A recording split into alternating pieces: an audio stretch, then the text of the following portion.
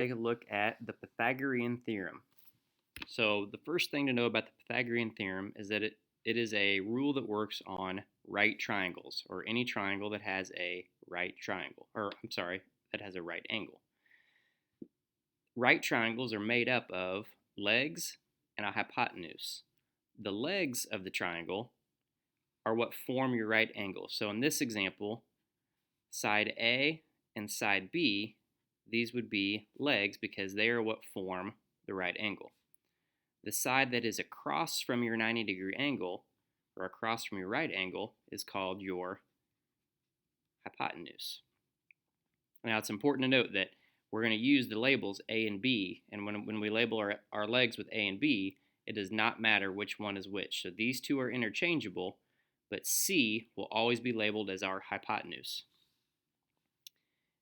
And the Pythagorean theorem itself is used to find the missing side length in a right triangle.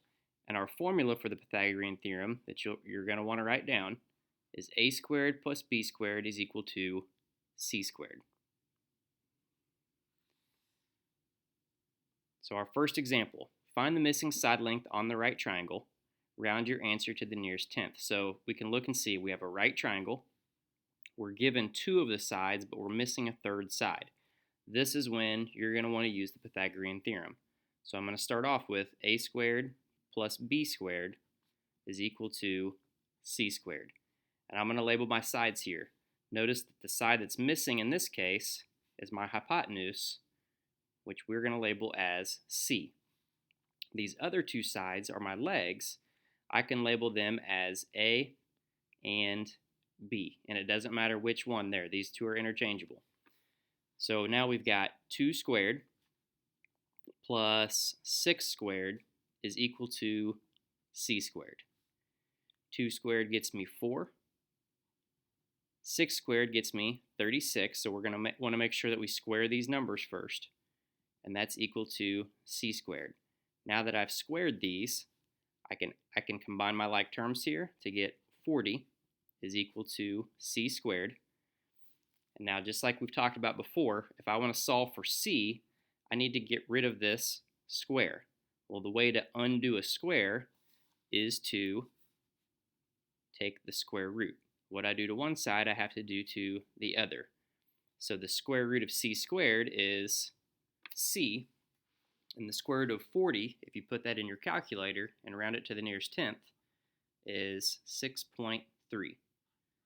So notice that sometimes when we take the square root of both sides, we would get a plus or minus 6.3. In this case, it is only a positive 6.3 because we can't have a negative side length. This has to be a positive 6.3. Our next example, find the missing side length on the right triangle, round your answer to the nearest tenth. So once again, I'm given a right triangle. I have 2 sides, and I'm missing the third side. So this is where I would use Pythagorean theorem. So we've got a squared plus b squared is equal to c squared. In this case, I am given my hypotenuse. This one is going to be my c value, and we'll set this one as a, and then this one over here can be b. And remember, a and b can be interchangeable. So we've got a squared is my unknown, plus 14 squared is equal to c squared, which is 15, so 15 squared. Now this is going to give me a squared plus 196 is equal to 15 squared, which is 225. From here, we need to solve for a squared. So I'm going to subtract 196 from both sides, which leaves me with a squared is equal to 29. Now to solve for a, we take the square root of both sides, and we plug the square root of 29 into our calculators, and we get a is equal to 5.4. So our missing side length is 5.4.